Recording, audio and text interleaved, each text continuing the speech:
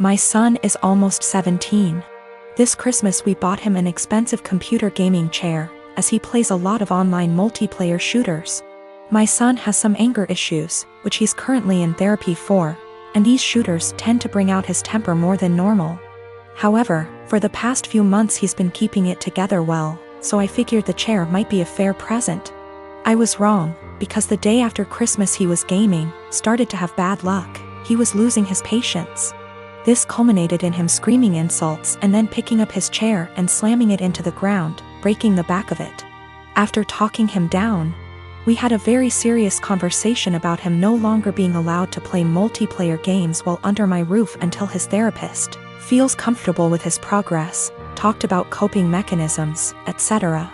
However, I made it very clear this was unacceptable and he would be grounded. We've had these heart-to-hearts many times, so it's not like every time he has an outburst I'm making light of it. It's a serious issue and treated like such. However, when he came to me later that day and told me he'd like me to replace the chair because it was a gift, he really liked it and it would only be fair, the frustration, disbelief and disappointment in his behavior boiled over and I started laughing hysterically. As in a full laughing fit, barely able to breathe or talk.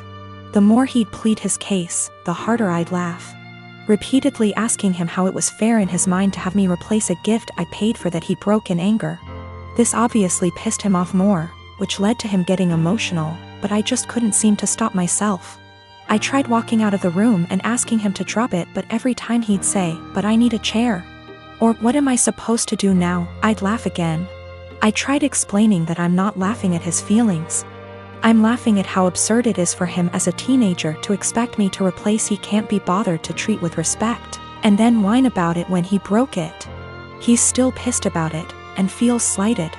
I feel bad for laughing, and honestly wonder if I had some sort of mini stress break myself. Because it's never happened before and I couldn't seem to stop. But at the same time, I stand by the fact that his request was ridiculous enough to make most people want to laugh. I got my son a 7K motorcycle for his 18th birthday this past June. My son is obsessed with automobile and loves motorcycles.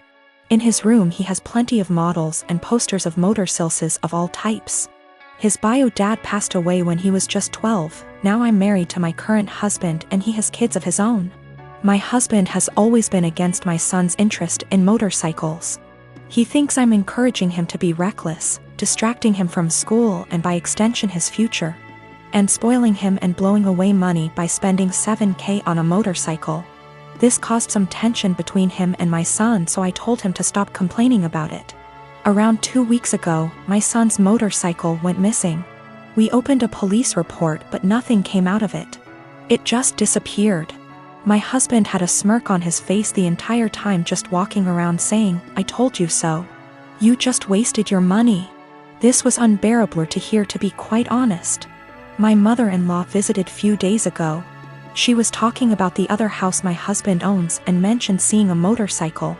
One that's similar to the one that we lost in my husband's carriage while she was cleaning it. She goes to clean that house weekly even though it's empty. My husband plans on giving it to his kids as inheritance. I was puzzled. I asked if she was certain, but she showed me a photo she took of it which confirmed that it was indeed my son's motorcycle. I immediately rushed to call my husband and confront him about it. He admitted that he took and hid the motorcycle in his garage as a last resort after me and his stepson kept brushing him and his thoughts off about the 7K being spent on something unnecessary and that could cause issues. I blew up at him demanding he return it. He refused and told me he had been considering selling it and giving the money back to me so I could use it wisely this time. I told him I was serious and that I'd call the police. He literally said, "This is a family matter and cops can't do shit about it." I had enough. I called the cops soon as I ended the call with him. The motorcycle was found and returned. But my husband had to be taken in since there was an open file about the motorcycles going missing. He was let go eventually, but he was livid with me. He came home yelling about how awful what I did was and how crazy my behavior was. I refused to engage in the argument, but he told his entire family about it and they judged me for calling the police on my own husband, even though I already asked him to return it.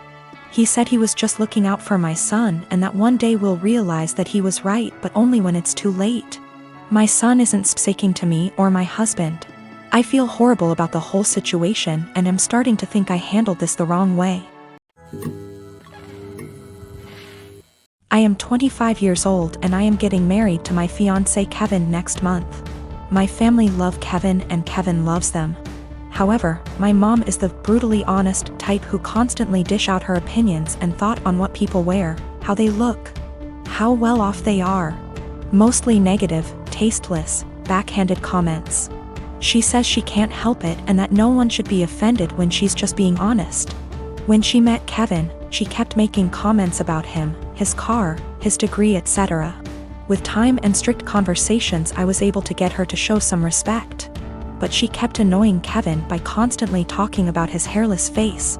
His face is clean, he doesn't have a beard or mustache, which he can be very insecure about.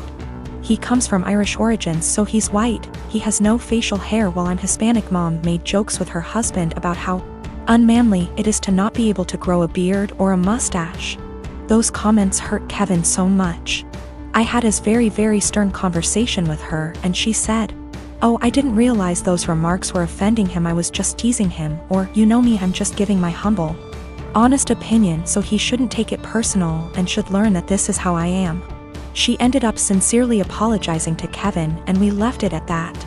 As the wedding is approaching, Mom decided to give Kevin a wedding gift and also to let him know how sorry she was for her past behavior.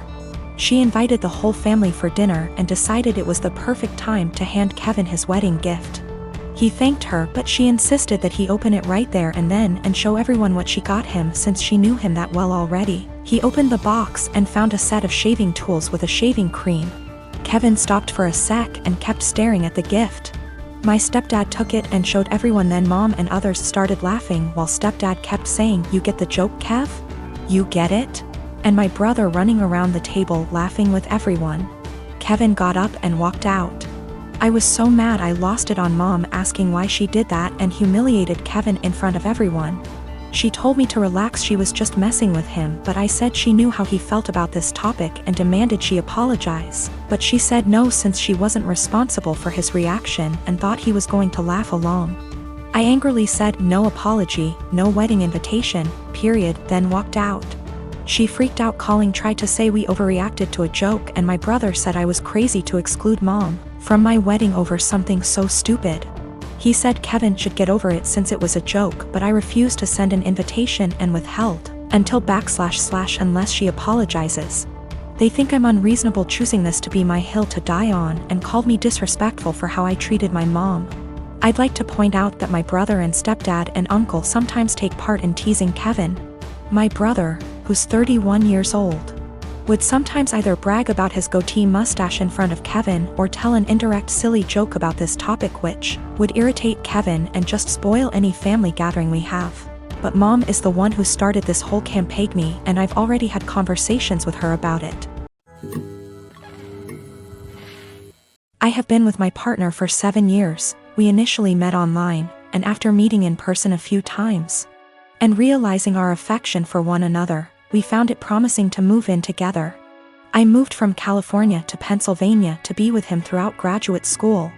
All was seemingly well during this time. I have never really had any reason to not trust him.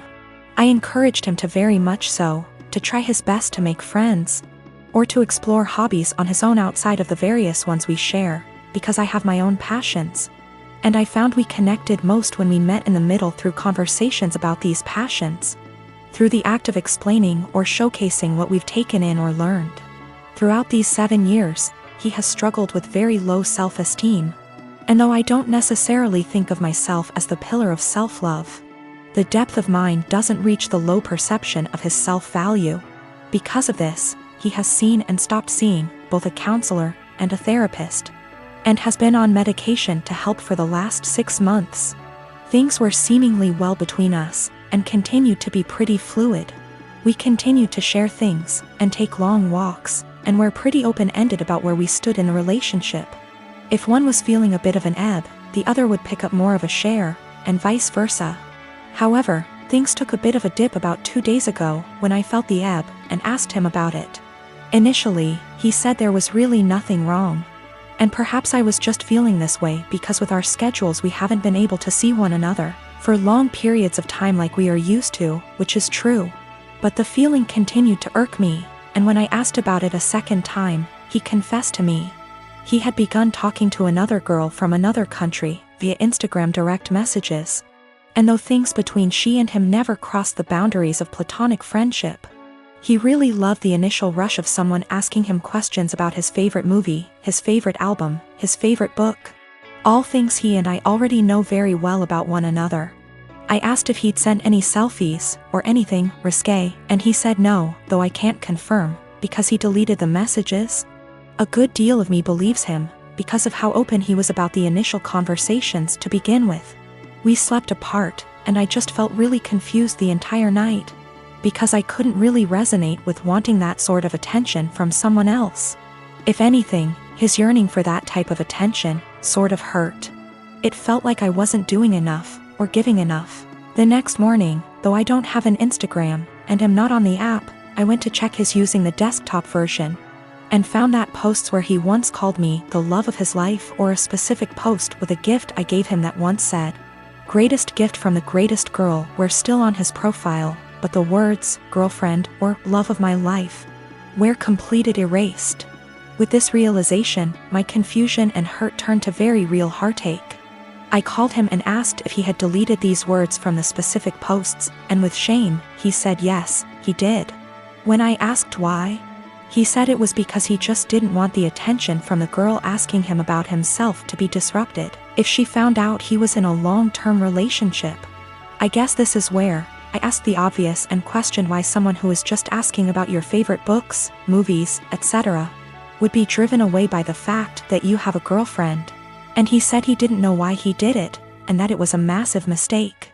At the risk of seeming toxic, and I will take full accountability for seeming so or being so, I asked him to please deactivate his Instagram for the time being while we sort through this, his Twitter as well.